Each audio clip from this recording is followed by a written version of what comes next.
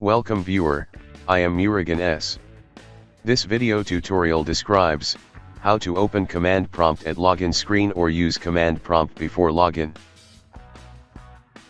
First method is hold shift key and click restart.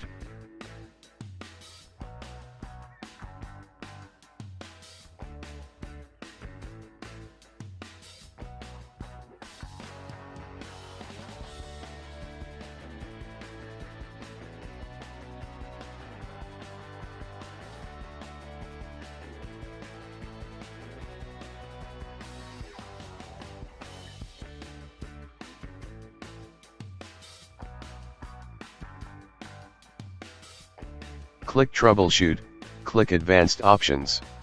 Click Command Prompt.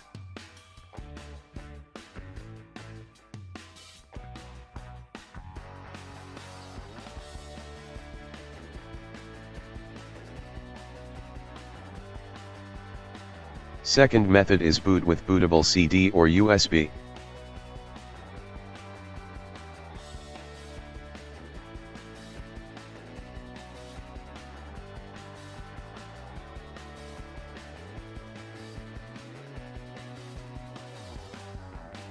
Click Repair your computer.